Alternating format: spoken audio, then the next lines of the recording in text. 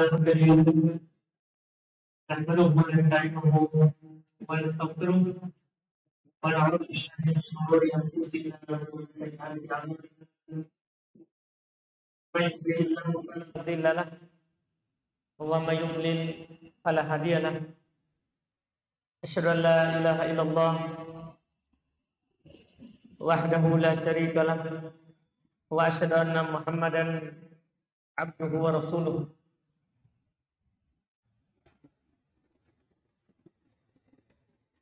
صلى الله عليه وعلى آله وأصحابه ومن تبعهم بإحسان إلى يوم الدين. أما بعد, kaum muslimin wal muslimat, al-ikhwa wal akhwat, jemaah salat maghrib rahimani wa rahimakumullah. Alhamdulillah, kita kembali melanjutkan kajian kitab Bulughul Maram karya Imam Al-Hafidz Ibnu Hajar Asqalani Syafi'i rahimahullah. Kita di malam hari ini masuk di pembahasan salam setelah selesai dari pembahasan tasyahud. Kita di pertemuan terakhir selesai dari pembahasan tasyahud, gerakan dan bacaan-bacaannya.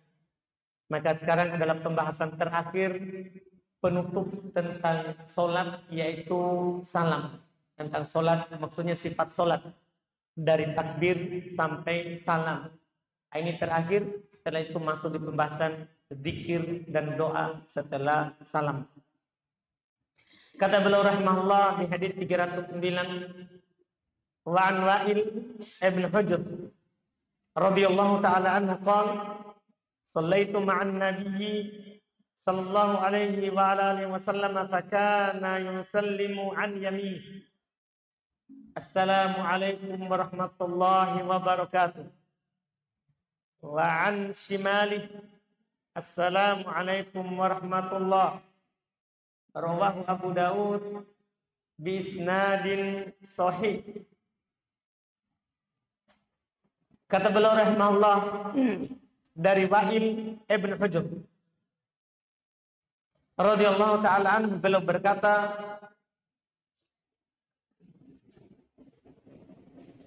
saya sholat bersama Nabi sallallahu alaihi wasallam. Maka Nabi apabila beliau salam ke kanan, beliau membaca assalamualaikum warahmatullahi wabarakatuh, dan ke kiri assalamualaikum warahmatullah. Kata beliau hadis riwayat Imam Abu Daud dengan sanad yang sahih. Hadis ini yang beliau bawakan ini yaitu terkait dengan pembahasan salam. Tentang salam beliau hanya bawakan satu hadis, yaitu ini yang ada di hadapan kita, riwayat Imam Abu Daud, dan beliau berkata sanadnya sahih. Dan ini hadis dikritik oleh para ulama dari dua hal. Hal pertama yang dikritik adalah tambahan kata wa barakatuh. Tambahan kata wa barakatuh. Assalamualaikum warahmatullahi wabarakatuh. Ini tambahan disebutkan dia adalah tambahan yang dhaif secara tersendiri. Dikarenakan tambahan ini dinukil oleh Musa ibn Qais. Dia seorang yang hasanul hadis. Hadisnya sebenarnya bagus, cuman dia diselisihi oleh Sufyan Ats-Tsauri. Demikian pula Syu'bah ibn al-Hajjaj dan juga Al-Ala ibn Saleh. tiga orang ini tidak ada tambahan kata wa barakatuh. Jadi sekarang ada rawi menyelisih rawi yang lebih kuat dan lebih banyak. Maka itu menjadi sebab cacat sebuah lafaz hadis. Kalau ada rawi sebenarnya bagus, tapi menyelisih yang lebih bagus dan yang lebih banyak jumlahnya, ini masuk di kategori periwayatan syadz, periwayatan yang cacat. Dan syadz ini masuk dalam bagian hadis dhaif. Jadi tambahan wa barakatuh dalam lafaz hadis ini dhaif. Tambahan wa barakatuh dalam lafaz hadis ini dhaif. Jadi yang kuat assalamualaikum warahmatullah, assalamualaikum warahmatullah, ke kanan ke kiri. Nah, sekarang kita masuk inti pembahasan kenapa hadis ini dibawa. Hadis ini belum bawakan, walaupun lafaznya dikritik, itu untuk menjelaskan hukum salam dalam sholat. Mayoritas ulama rahimahumullah, mereka menjelaskan bahwa salam di dalam sholat itu rukun sholat. Kalau ada orang sholat tanpa salam, batal. Ada orang sholat tanpa salam, batal. Kita tidak berdalil dengan hadis ini.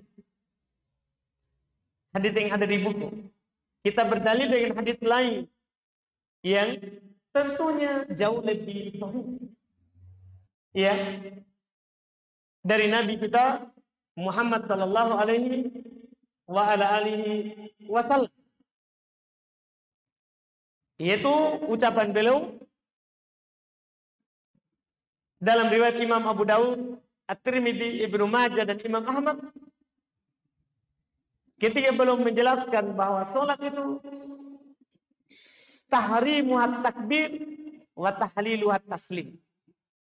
Salat itu yang mengharumkan kita dari perbuatan lain adalah takbir. Dan yang menghalalkan kita untuk melakukan hal lain adalah salam.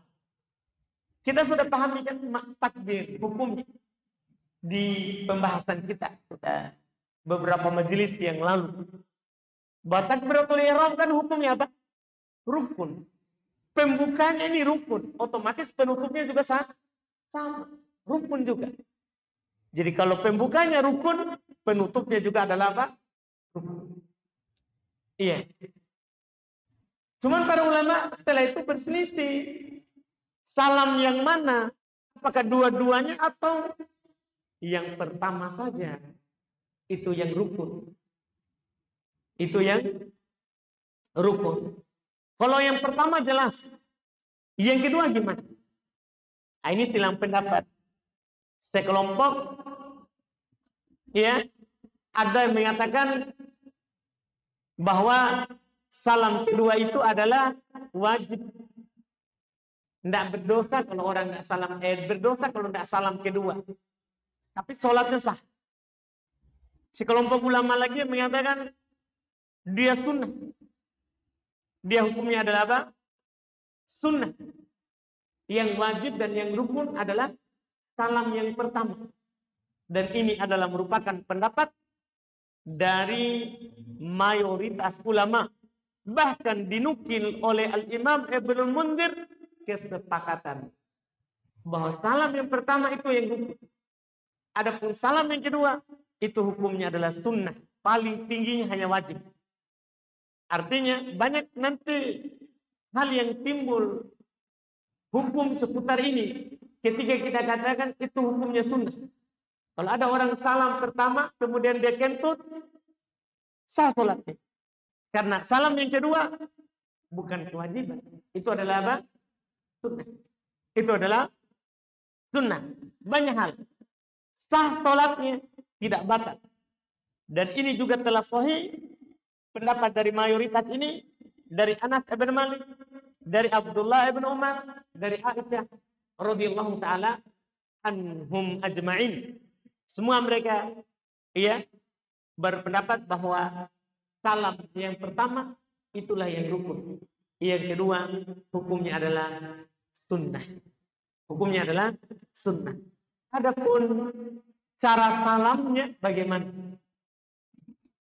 Kita lihat di buku tadi, kanan assalamualaikum warahmatullahi wabarakatuh, kiri assalamualaikum warahmatullah. Itu di hadis yang di buku. Cuman kita sudah katakan tadi tambahan wabarakatuh doi. Oleh karena itu, kalau kita melihat pendapat mayoritas dari ulama fikih, mereka menjelaskan bahwa, dan yang mereka pilih bahwa salam itu adalah assalamualaikum warahmatullah, kanan dan kiri. Karena hadisnya sama, assalamualaikum warahmatullah kanan, assalamualaikum warahmatullah kiri. Ini dipilih oleh mayoritas.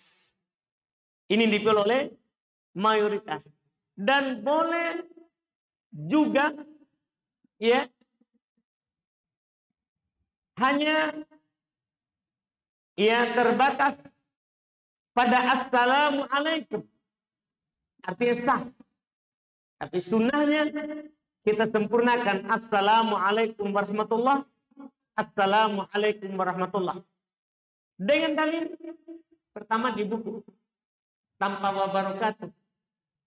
Dalil kedua lebih sahih dari itu. Seandainya penulis menyebutkan yang ini lebih bagus. Lebih bagus. Karena di sini tidak diragukan sahihnya. Hadis riwayat Imam Muslim dari Jabir ibn Samurah. Beliau berkata, kunna idza shallaina ma'a Rasulillah. Kami apabila sholat bersama Rasulullah, kunna kami bilang ketika salam, assalamualaikum warahmatullah, assalamualaikum warahmatullah. Itu ucapannya ke kanan dan ke kiri. Ini riwayat Muslim. Ini adalah riwayat Muslim. Makanya mayoritas pilih ini riwayat Muslim, bukan riwayat tadi yang dikritik. Demikian pula datang dalam riwayat Imam Ahmad, An-Nasai dan selainnya, bahwasanya Rasulullah dalam hadis Abdullah bin Umar, su'ila an salatin Nabi, kaifa kanat? Ibn Umar ditanya tentang salatnya Nabi, bagaimana salatnya? Maka beliau bercerita, qala Allahu Akbar kullama wada'a wa rufa'. Bahwa Nabi itu ucapkan Allahu Akbar setiap naik, setiap turun dan naik. Setiap naik turun belum baca apa? Allahu Akbar, takbir perpindahan. Terus kemudian di akhirnya Nabi berkata, assalamualaikum warahmatullah an yamini, assalamualaikum warahmatullah ke kanan, assalamualaikum warahmatullah ke kiri. Ini juga hadis yang kedua. Sahih, lebih sahih daripada lafaz yang ada di buku. Ada hadis ketiga dari Ammar ibn Yasir, riwayat Imam Ibnu Majah, dan disahihkan oleh Syekh Muqbil rahimahullah. Beliau berkata, kana Rasulullah yusallim an yaminihi wa an yasari. Adalah Nabi SAW salam ke kanan dan ke kiri, hatta yura bayadu khaddih, sampai dilihat putih pipinya. Tapi kita belum membahas tentang menengok. Ini baru membahas lafaznya salam. Bagaimana cara salam? Nabi baca assalamualaikum warahmatullah, assalamualaikum warahmatullah. Lafaz-lafaz ini lebih sahih, lebih jelas kalau kita baca. Tapi sebagaimana dikatakan oleh Al-Imam Ibnu Rajab rahimahullah, law qatasara ala qawli assalamualaikum ajza'u inda jumhurihim wa li ashabi Ahmad fi wajha. Kalau ada orang sholat hanya terbatas pada ucapan Assalamualaikum warahmatullahi. Sampai situ, bukan Assalamualaikum warahmatullahi wabarakatuh, bukan. Hanya Assalamualaikum. Titik. Begitu saja. Assalamualaikum. Kata Imam Ibnu Rajab. Demikian pula kalau ada yang salam lengkap. Assalamualaikum warahmatullahi wabarakatuh. Assalamualaikum warahmatullahi wabarakatuh. Lengkap. Karena para ulama menjelaskan dalam hal ini mayoritas. Lafaz yang penting dia ucapkan lafaz salam. Maka sudah dia tutup sholatnya. Hanya saja yang sering Nabi ucapkan dan yang banyak menukilnya adalah apa? Assalamualaikum warahmatullahi. Ini yang banyak nas dalilnya. Tapi kalau ada orang yang salam bahkan hanya Assalamualaikum, sah sholatnya menurut mayoritas. Walaupun dalam sebagian pendapat orang-orang Hanabilah pengikut Imam Ahmad tidak sah, harus seperti yang Nabi lakukan baru sah. Tapi mayoritas bilang sah. Kemudian pembahasan berikutnya adalah menengok ke kiri dan ke kanan ketika salam. Apa hukumnya dan apa dalilnya? Berkata Al-Imam Ibnu Qudamah rahimahullah, wa yusannu ay yaltafit an yaminihi fit taslimil ula wa an yasari fit thaniyah kama ja'at as-sunnah min hadits Ibn Mas'ud wa Sa'ad wa Wa'il ibn Hujr wa Jabir bin Samurah wa ghairihi. Masyaallah. Kata Imam Ibn Qudamah, disunnahkan. Hukumnya sunnah. Menengok ke kanan dan ke kanan pada salam yang pertama, ke kiri pada salam yang kedua. Sebagaimana datang sunnah dalam perkara ini. Datang dalam hadis Ibnu Mas'ud, datang dalam hadis Sa'ad, datang dalam hadis Wa'il ibn Hujr, datang dalam hadis Jabir ibn Samurah. Tadi termasuk yang kita baca. Nabi menengok ke kanan sampai kelihatan putih pipinya. Nabi menengok ke kiri sampai kelihatan putih pipinya oleh orang di belakang. Oleh orang yang di belakang. Tapi hukumnya adalah sunnah. Tidak sama dengan ucapan salamnya. Kalau kita bilang Assalamualaikum warahmatullahi tanpa menengok, sudah selesai sholat. Tapi kalau kita nengok kanan dan kiri, berarti sempurna. Di samping kita melakukan yang rukun, kita juga apa? Melakukan yang sunnah. Melakukan yang sunnah. Terus, apakah ketika muka tengok, tangan juga tengok? Maksudnya tangan juga bergerak terbuka ke kiri dan ke kanan seperti muka ke kiri dan ke kanan? Ya. Nah, ini masalah perlu diketahui juga karena juga kadang kita lihat orang yang kalau salah buka juga tangan. Nah, hakikatnya sebenarnya bagaimana? Iya, bagaimana bentuknya? Maka untuk menjelaskan hukum ini kita bacakan saja hadis riwayat Imam Muslim tadi dari Jabir bin Samurah. Cuma saya belum baca lengkap. Karena kita tadi hanya butuh lafaz salam. Dalam hadis Jabir bin Samurah, jadi belum bercerita, kunna shallaina ma'a Rasulillah. Dulu kami sholat bersama Rasulullah. Kami sholat bersama Rasulullah. Fakulna, kami berkata, Assalamualaikum warahmatullahi. Assalamualaikum warahmatullahi. Ya. Wa asyara biyadihi ilal janibain. Dan kami berisyarat dengan tangan kami kedua sisi itu juga. Jadi Assalamualaikum warahmatullahi kanan, syarat. Assalamualaikum warahmatullahi kiri, syarat juga. Dulu belum bercerita seperti itu. Di samping dikatakan assalamualaikum warahmatullah, pipi ke kanan, pipi ke kiri, tangan juga. Kanan buka, kiri buka. Kata Nabi SAW. Faqala Rasulullah. Rasulullah berkata, menegur. Alaman tumi'un bi'aidikum. Ka'annaha adnabu khayri syums.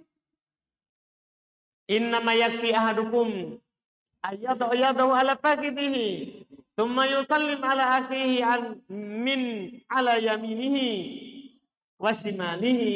Masya Allah. Kata Nabi kepada para sahabat, atas dasar apa kalian membuka tangannya? Itu pertanyaan Nabi, kenapa kalian buka tangan? Ya, atas dasar apa? Alamat. Atas dasar apa? Kalian membuka tangan kalian. Ya, seakan-akan dia itu ekor kuda yang tidak berhenti lari. Maksudnya terbuka begini. Terbuka. Berisyarat. Seakan-akan itu ekor kuda yang tidak berhenti berlari. Terus Nabi menuntunkan, innama yakfi ahadum. Sesungguhnya cukup bagi salah seorang dari kalian. Yadu ala fakhidhi. Cukup letakkan tangannya di atas pahanya. Seperti yang kita sebelumnya. Cukup letakkan saja. Tsumma yusallim ala akhihi ala yamini, kemudian salamlah kepada yang kanan dan salamlah kepada yang kiri. Tangan cukup diletakkan, kata Nabi. Innama yakfi. Cukup bagi kalian. Ini riwayat Muslim. Jadi itu membuka tangan dilakukan oleh sahabat dulu. Tapi Nabi tegur, cukup letakkan saja.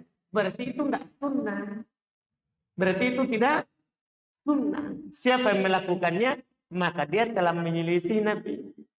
Telah menyelisih Nabi Muhammad sallallahu alaihi wa ala alihi wasallam dalam hal ini. Kemudian masalah salam juga, ya. Kapan makmum salam? Karena belum sudah singgung masalah salam. Kapan makmum itu salam?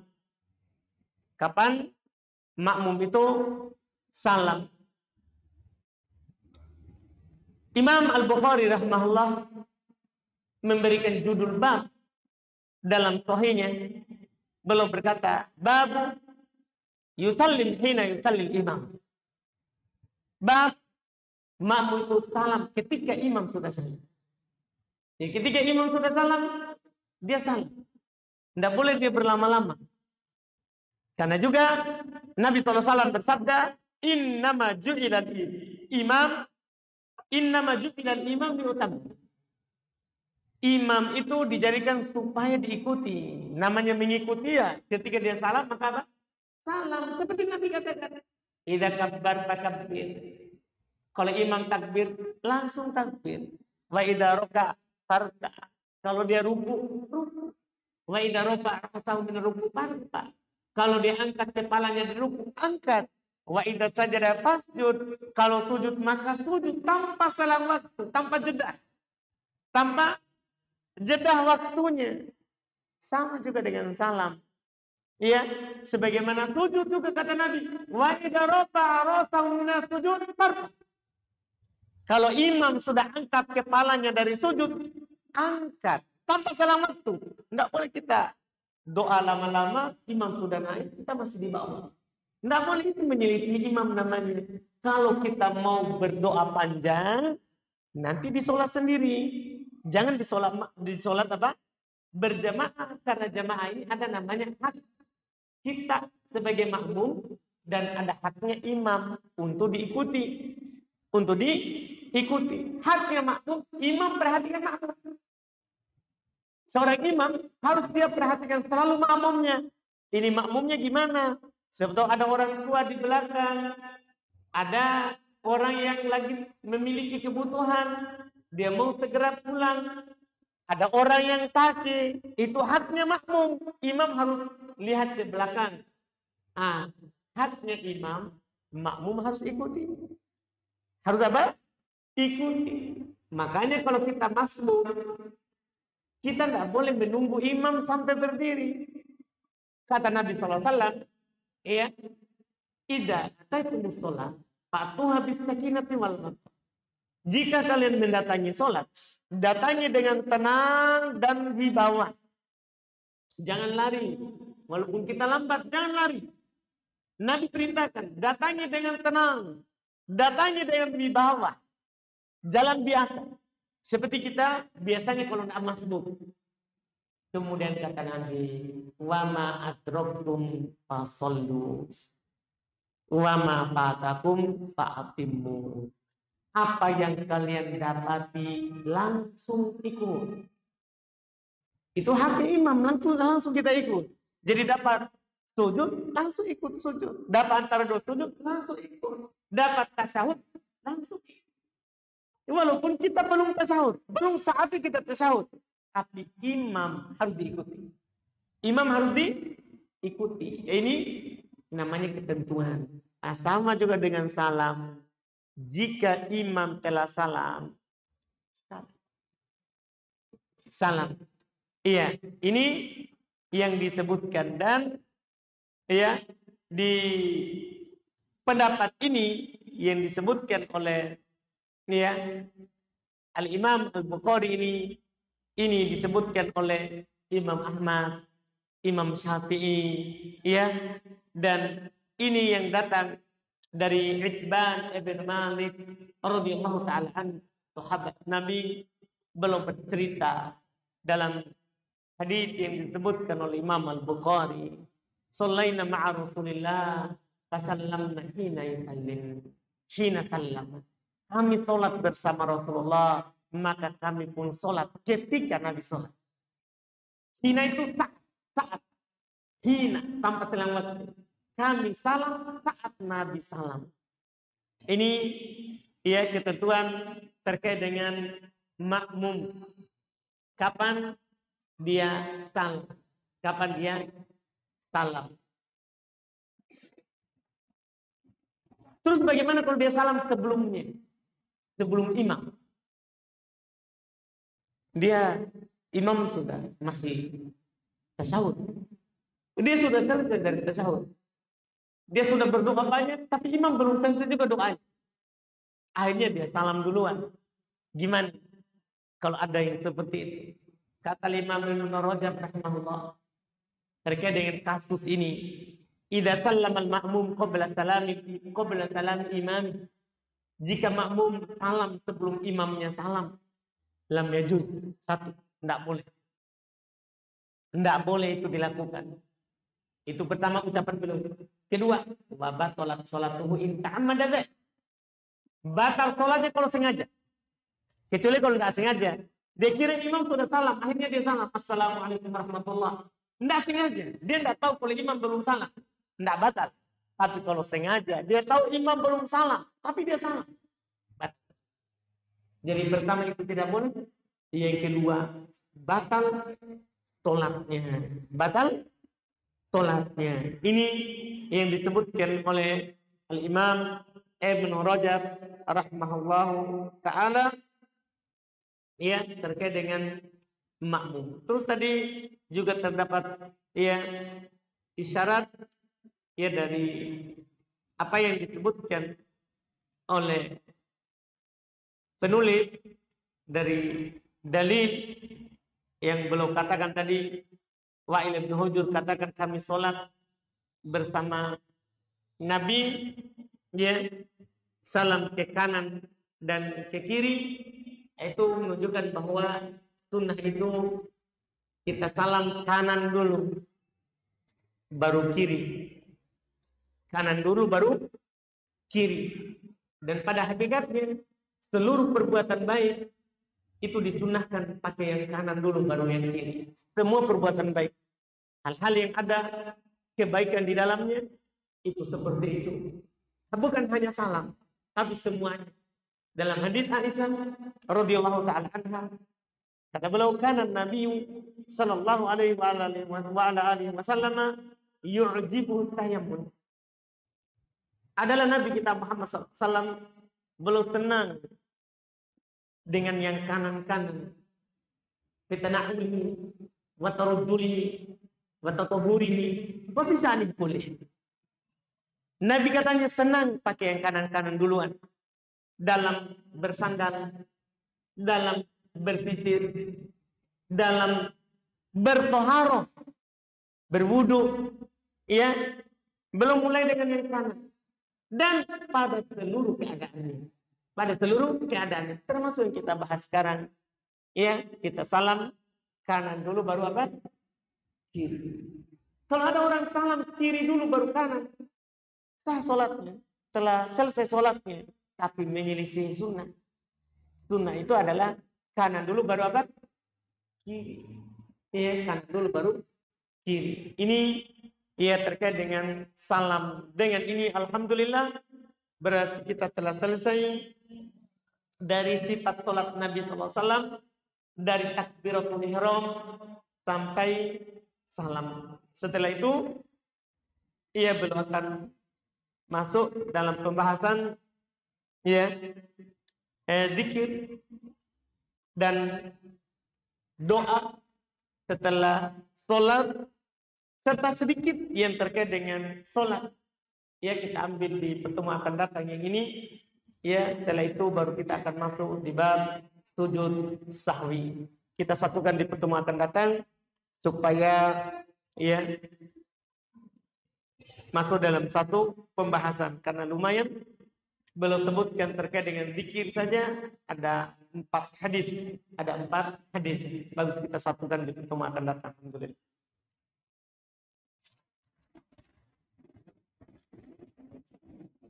Kita lihat pertanyaan di sini. Tadi disebutkan bahwa kita salam ketika imam salam. Apakah salam yang dimaksud adalah salam pertama atau tunggu imam salam yang kedua? Mencakup dua-duanya itu ihtimam. Ya, mencakup dua-duanya. Ketika imam sudah salam pertama, sudah kita boleh ikut imam. Demikian pula masuk juga ikut ketika dia sudah selesai dari yang kedua, baru kita ikut. Baru kita ikut. Dua-duanya masuk. Dua-duanya masuk. Cuman hati-hati saja kalau imamnya salamnya cuma sekali, berarti kita langsung ikut yang sekali. Kita langsung ikut yang sekali. Sampai yang kedua. Kadang-kadang imam salam sekali. Assalamualaikum warahmatullahi wabarakatuh. Setelah itu dia diam. Dia diam. Jadi kita ikut yang sekali langsung. Pertama. Itu wallahu a'lam. Kapan kita turunkan jari telunjuk? Apakah ketika sudah baca tasyahud kita atau ya tunggu imam salam kemudian kita turunkan? Kalau kita sudah selesai tasyahud, kapan kita sudah selesai? Kita sudah boleh. Karena ditunjuk itu ya ketika kita bertasyahud. Ketika kita bertasyahud. Dalam lafaz dikatakan bahwa yad'u. Itu Nabi menunjuk dalam keadaan membaca doa.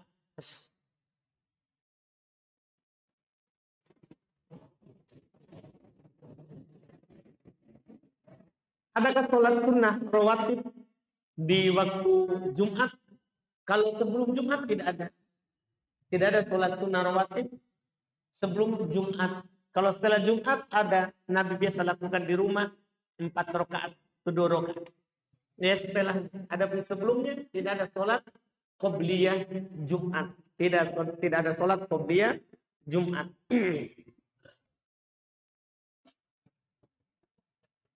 Kemudian pertanyaan berikutnya, gimana kalau imamnya salamnya lengkap, menambahkan warahmatullah, apakah makmum ikut mengucapkan yang semisal imam ucapkan salamnya? Tidak harus. Kalau itu kan perkara ya melafadzkan itu tidak harus kita ikut. Ya tidak harus, karena lafadznya kalau dia salam, salam. Ucapan assalamualaikum warahmatullah, kalau kita sudah begitu, sudah cukup. Walaupun kita sempurna seperti ucapannya imam. Karena kita telah ikut salam. Kita telah ikut salam.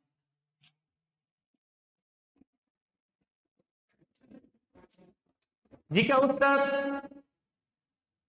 Jika Ustaz cuma mengucapkan sallallahu alaihi wasallam, apakah tetap wajib bersolawat kepada Nabi? Iya, sunnah. Ketika kita mendengarkan nama Nabi atau ada Ustaz yang bersolawat, sunnah kita bersolawat. Sallallahu alaihi sunnah.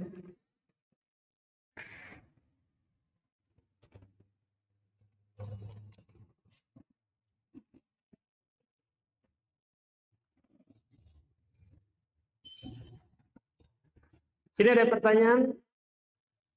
Jika doa khusus kunut subuh tidak ada, apakah yang harus saya lakukan? Jika imam kunut dan mengangkat tangan, apakah saya wajib mengikuti imam angkat tangan? Tidak. Ya, tidak wajib. Karena ya dalam hal tersebut ya kita tidak, yang imam lakukan tidak ada sunnahnya, sehingga kita tidak mengikuti hal tersebut. Yang diikuti itu yang ada sunnahnya. Adapun tidak ada sunnahnya kita tidak ikut. Yang tidak ada sunnahnya kita tidak mengikutinya. Tidak mengikutinya. Cukup kita tunggu saja sampai imam sujud. Sampai imam sujud. Iya.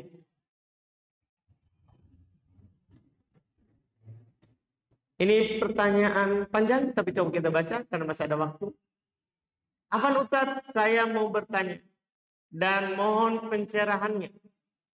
Saya seorang akhwat dan saya belum menikah. Orang tua saya menyuruh saya untuk kerja di perusahaan besar di luar kota. Tapi saya tidak mau karena saya harus safar sendirian, tabarruk dan berikhtilat di perusahaan itu. Sedangkan sekarang saya menikmati menuntut ilmu, mengaji bersama teman-teman, solehaku insya Allah. Apakah saya berdosa jika menolak perintah orang tua, sedangkan saya harus taat kepada mereka? Bagaimana solusinya Ustaz? Karena saya juga sudah sempat menolak, tapi orang tua saya mendiami saya. Apakah saya bisa tetap menolak atau saya ikut perintah orang tua? Dan kondisi keluarga saya juga alhamdulillah bisa jadi dibilang cukup. Barakallahu. Iya. Kalau kita bertanya apakah kita berdosa, maka tidak. Tidak berdosa. Iya. Karena Syekhul Islam Ibnu Taimiyah rahimahullah menyebutkan bahwa ada 3 keadaan. Kalau kita tidak taat orang tua kita, kita tidak dianggap durhaka dan kita tidak dianggap dosa. Keadaan pertama, kalau itu adalah maksiat. Kalau itu adalah maksiat, orang tua kita suruh lakukan itu maksiat, terus kita tidak mau mentaati, maka kita tidak berdosa. Allah sebutkan di Quran ini pernyataan dari Syekhul Islam Ibnu Taimiyah rahimahullah. Kata Allah, wa in jahadaka. Ini di konteks sebelumnya kita diperintahkan untuk taat kepada orang tua. Iya. Bahkan kita diingatkan bahwa orang tuamu telah mengandung kamu, iya, dan menyusuimu. Yang mengharuskan kita wajib membalas jasanya. Cuman bersamaan dengan itu di surah Luqman kita boleh baca. Bersamaan dengan itu Allah katakan setelahnya, wa in jahadaka ala an tusyrika bi ma laysa laka bihi ilm fala tuti'huma. Jika keduanya memaksa kamu untuk menduakanku, yang bermaksiat, bukan hanya syirik, bermaksiat, ya, maka jangan kamu taati keduanya. Jadi Allah larang, jangan kamu taati. Dan juga Nabi SAW bersabda, la ta'ata li makhluqin fi ma'siyatil khaliq. Tidak boleh taat kepada makhluk dalam rangka bermaksiat kepada pencipta makhluk. Tidak boleh. Dan kita tidak dianggap durhaka. Itu yang pertama. Yang kedua, sebenarnya ini bukan maksiat, ini bukan dosa. Anggap begitu. Tapi kalau kita lakukan, akan membahayakan orang tua. Apalagi kalau dosa, ya, kalau dosa selesai cerita.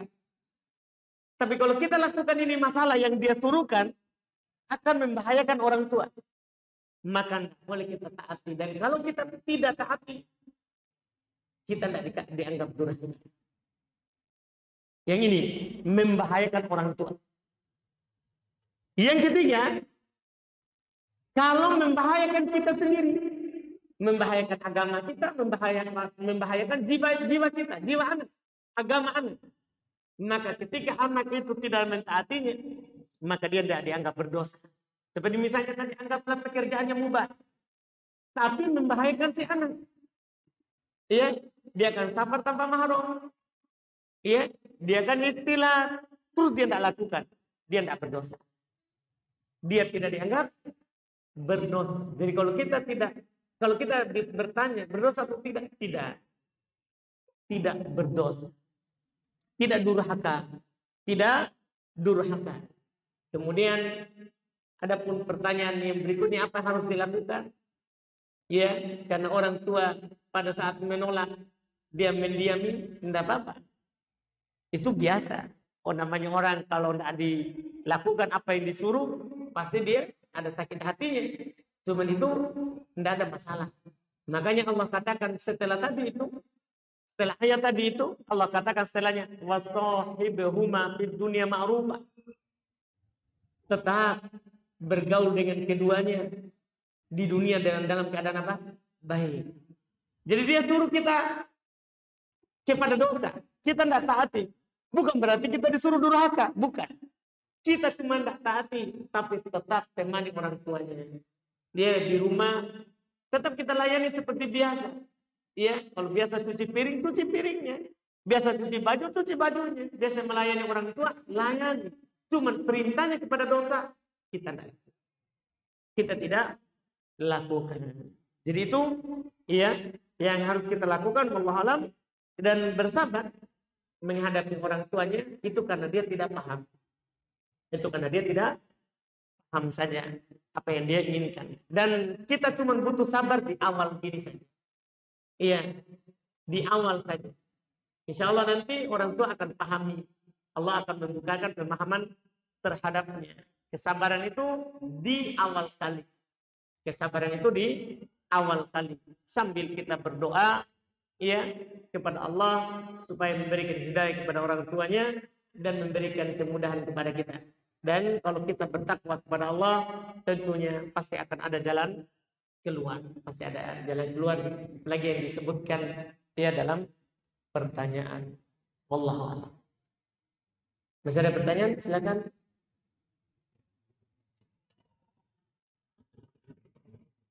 Yang mau langsung?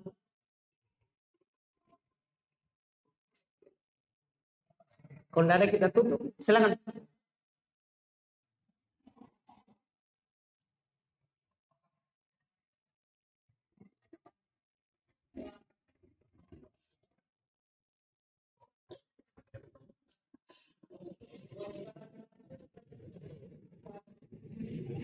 Gimana, Pak?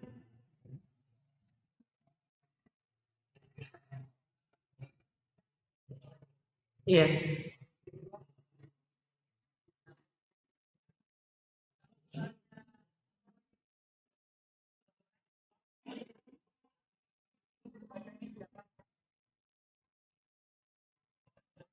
Baik. Tidak ada masjid lain.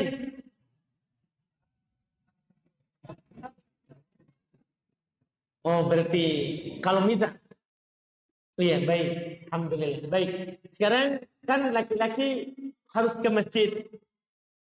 Ya, kecuali ada uzur. Maka dia tidak harus ke masjid kalau ada uzur. Apakah termasuk uzur kalau imamnya tidak bagus? Sehingga kita tidak sholat di masjid karena imamnya jelek. Bacaannya. Iya. Apakah itu termasuk uzur atau tidak? Tidak. Itu tidak termasuk uzur. Kata Nabi SAW dalam hadis Ibn Abbas, kata Imam Al-Bukhari, yusalluna bikum fa'in asabu falakum walahum wa in aktau falakum wa'alaihim. Kalau imam sholat mereka sholat mengimami kalian. Kalau dia benar, pahalanya untuk kalian dan untuk mereka. Tapi kalau dia salah, Pahalanya untuk kalian, dosanya mereka. Jadi itu bukan penghalang kita berarti. Karena kalau dia salah, dia yang salah. Kita benar. Kita tetap dapat pahala. Kita tetap dapat pahala. Itu bukan udzur. Itu bukan udzur. Kita tetap ke masjid, kita tetap sholat berjamaah. Iya, walaupun imamnya iya seperti yang disebutkan tadi, wallahu a'lam.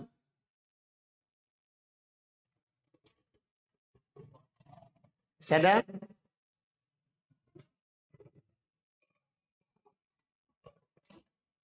Enggak ada berarti ya. Kalau enggak ada kita tutup. Baik, kita tutup. Alhamdulillah kita cukupkan. Hari ini agak pendek tadi pembahasan karena cukup kita tutup dengan salam. Iya, dikarenakan setelahnya lebih panjang kalau diambil akan terpotong. Baik, kita cukupkan dulu. Subhanallah. Asyhadu an la ilaha illa anta astaghfiruka wa atubu ilaik. Assalamualaikum warahmatullahi wabarakatuh.